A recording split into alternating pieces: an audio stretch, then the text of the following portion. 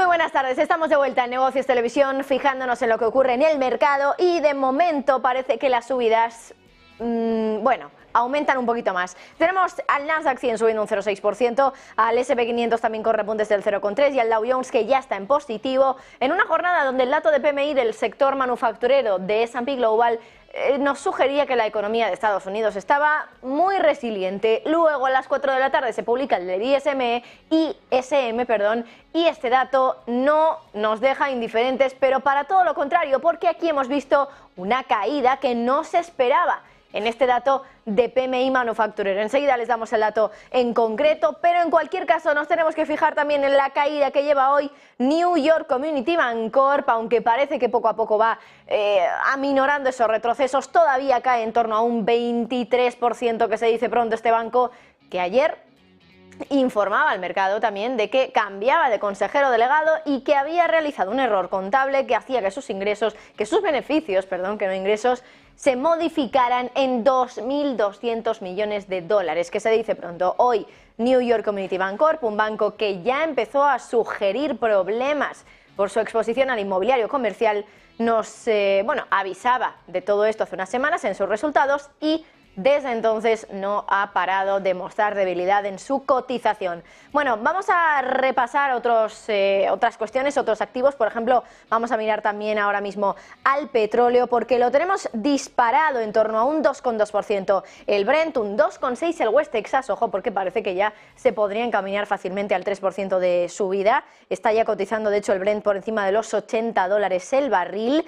Y bueno, los mercados parece que cada vez están más pendientes, más atentos a la confirmación de la Organización de Países Productores de Petróleo, la OPEP, de que pueda prolongar sus actuales niveles de recortes de producción hasta el segundo trimestre de este año. Ya saben que estaban puestos en vigor hasta el mes de marzo, así que ahora le toca el turno a la OPEP para decidir si los mantiene o si los levanta de momento, porque solo estaban previstos para este primer trimestre. Ya saben que además son recortes voluntarios y que además en los últimos datos de la OPEP que hemos ido conociendo hemos visto cómo algunos de estos países no han llevado a cabo esos recortes. Así que, como nos dicen muchos expertos, la credibilidad de la Organización de Países Productores podría estar en duda. Bueno, hoy miramos a Alemania también porque está preparando, atención a lo que cuenta Bloomberg, un paquete fiscal de 7.000 millones de euros para impulsar el crecimiento y sacar al país de la crisis. Hablamos de Alemania porque el gobernador del canciller Olaf Scholz quiere tener el paquete que reduciría la carga fiscal sobre las empresas listo a tiempo para asegurar la aprobación parlamentaria antes de las vacaciones de verano. Así lo han indicado algunas fuentes en declaraciones a Bloomberg. Su valor total posiblemente va a rondar los 7.000 millones, según dice una de estas fuentes, aunque esta fuente destaca que las discusiones todavía se encuentran en una etapa temprana y que esa cantidad podría cambiar, mientras que otras economías importantes disfrutan de una expansión relativamente sólida. Ya saben que Alemania se está viendo frenada por los desafíos que van desde los altos costes de la energía, la exposición al mercado chino, que está ahora mismo también muy débil, y las tensiones geopolíticas provocadas por la guerra de Rusia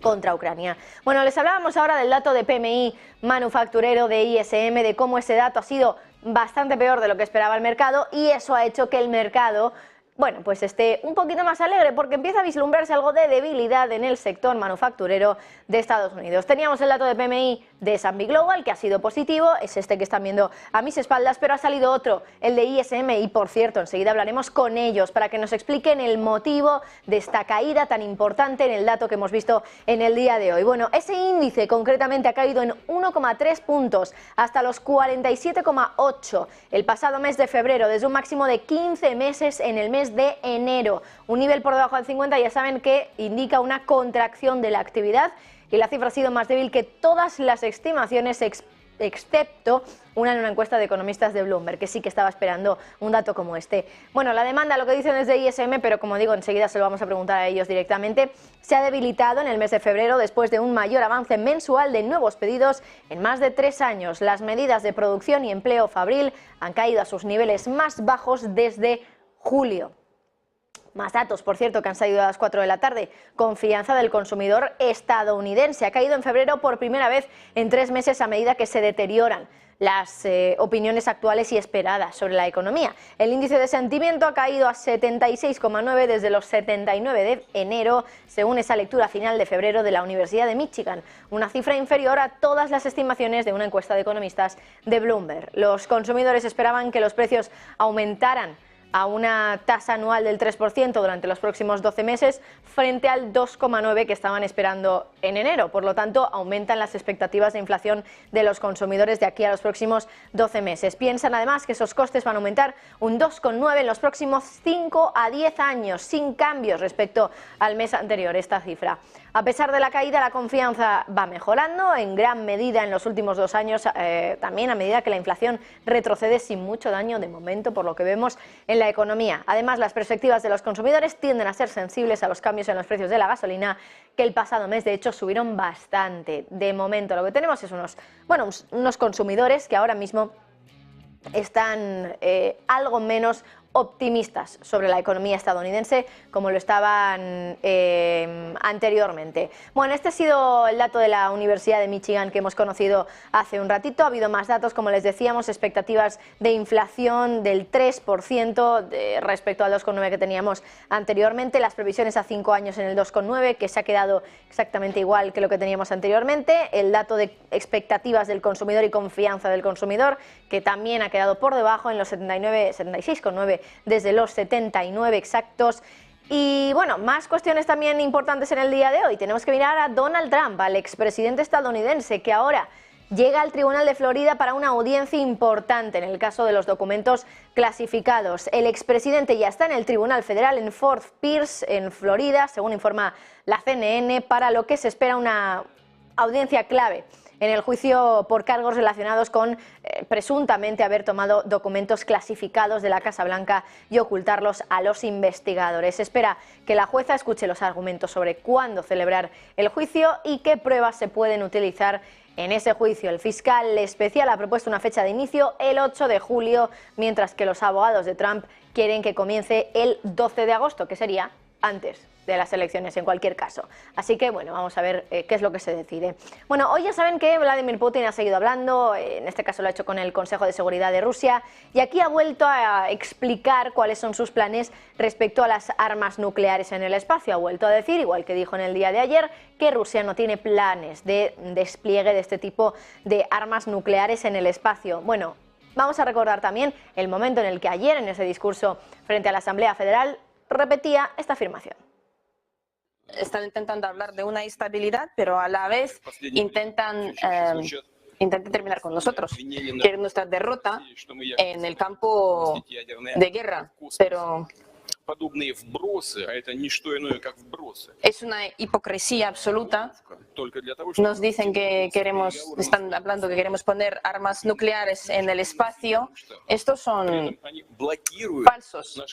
Esto es simplemente para que nosotros podamos someternos y negociar condiciones exclusivamente interesantes solamente para los Estados Unidos. Y nuestras propuestas se están bloqueando. Por ejemplo, el proyecto de no proliferación de las armas en el espacio que nosotros hemos preparado en 2008. No había ninguna reacción en él. Bueno, y también pendientes de esas palabras del secretario general de Naciones Unidas, Antonio Guterres, que ha dicho que el asesinato de más de 100 personas que estaban buscando ayuda humanitaria en Gaza era una situación que requería una investigación independiente efectiva. Lo ha dicho hoy antes de una cumbre regional, donde Guterres, por cierto, ha dicho que estaba conmocionado por el último episodio de la guerra con Israel, en el que las autoridades palestinas dicen que más de 30.000 civiles han fallecido desde el 7 de octubre. Francia, por su parte, también ha pedido una investigación independiente sobre las circunstancias en las que las tropas israelíes han disparado contra esa multitud que buscaba ayuda humanitaria. Stéphane Séjourné, el ministro para Europa y Asuntos Exteriores, dijo en medios de comunicación que iban a pedir explicaciones, que tendrá que haber una investigación independiente para determinar qué pasó y que Francia llama a las cosas por su nombre. Dice, esto se aplica cuando designamos a Hamas como grupo terrorista, pero también debemos llamar a las cosas por su nombre cuando hay atrocidades en Gaza. Según la AFP, el ministro dice que su país no va a aplicar dobles estándares y afirma que si una investigación llega a la conclusión de que el tiroteo israelí fue un crimen de guerra, entonces obviamente dice esto se convierte en un asunto que corresponde al poder judicial. Y esto en una jornada donde además Estados Unidos ha afirmado que la OTAN se va a ver arrastrada en una guerra con Rusia si Ucrania cae. Ha sido el secretario de Estado estadounidense, en este caso Lloyd Austin, ha dicho que saben que si Putin tiene éxito aquí no va a parar y que va a seguir Vladimir Putin adoptando más acciones agresivas en la región. Ha dicho además también durante una comparecencia ante la Comisión de Servicios Armados de la Cámara de Representantes de Estados Unidos que si Ucrania cae realmente cree que la OTAN va a estar en una lucha con Rusia. Dice, si cae no va a detenerse ahí Vladimir Putin, seguirá avanzando y atacando territorios soberanos de sus vecinos. Dice, si eres un país báltico, estás realmente preocupado sobre si eres el siguiente. Conocen a Putin, saben de qué es capaz. Palabras textuales de Austin. Bueno, y hoy ya saben que en Rusia ha tenido lugar el entierro de Navalny, del líder de la oposición rusa que falleció hace ya unos días. Y bueno, el entierro ha tenido lugar en la capital rusa mientras la policía impone estrictas medidas de seguridad destinadas a disuadir esas protestas contra el presidente Putin. La policía antidisturbios estaba estacionada cerca de la iglesia del icono de la Madre de Dios en el distrito marino del sureste de Moscú, según un vídeo publicado en redes sociales, y ha habido barreras metálicas en las calles justo antes del funeral. Se esperaba que fuera enterrado en el cementerio Borisov, en la ciudad de Moscú. Y bueno, mientras tanto el Kremlin ha insistido durante todo el día en que cualquier reunión no autorizada en apoyo del fallecido líder de la oposición de Rusia iba a violar la ley, así lo ha dicho hoy Reuters. Por cierto, en una llamada con periodistas, el portavoz del Kremlin, Dmitry Peskov, se ha negado a dar cualquier evaluación de Navalny como figura política y ha dicho que no tenía nada que decirle a la familia de Navalny. Bueno, mientras tanto, nos fijamos también en Ucrania, que exporta niveles récord de carga a través del corredor del Mar Negro.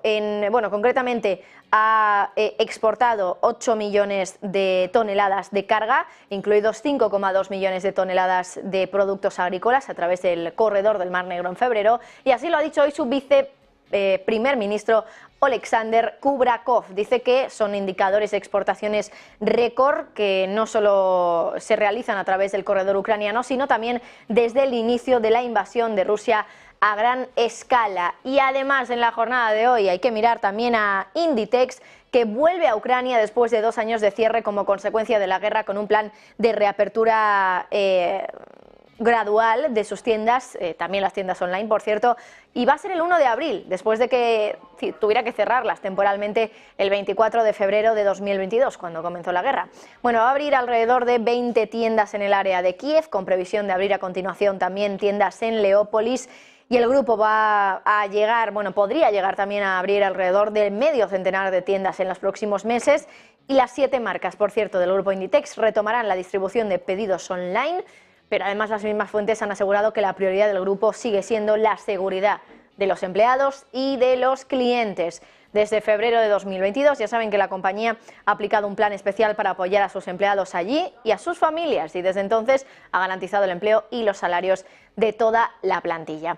Bueno, en la jornada de hoy hemos estado también pendientes de esos datos macroeconómicos que han ido saliendo. En el día de hoy han salido muchos datos de PMI en Europa, en Estados Unidos también, y como saben, en Estados Unidos tenemos 2 fuentes de datos de PMI, S&P Global e ISM. El S&P Global, el S&P, ha quedado mejor de lo esperado en territorio de expansión económica, pero el dato del PMI manufacturero elaborado por ISM no ha sido tan positivo. De hecho, hemos visto un retroceso, una caída en esos datos de PMI. Estábamos en los 49,1, se esperaba una subida, una mejora de ese dato, cada vez más cerca de los 50 puntos, pues nada más lejos de la realidad. Hemos tenido una caída hasta los 47,8, caída no esperada y además una caída relativamente importante. Bueno, pues este es uno de los temas del día y tenemos mucha curiosidad de saber qué es lo que ha ocurrido, ir mal o de la forma que no se estaba esperando, para que hoy tengamos ese dato de PMI manufacturero de ISM. Se lo vamos a preguntar directamente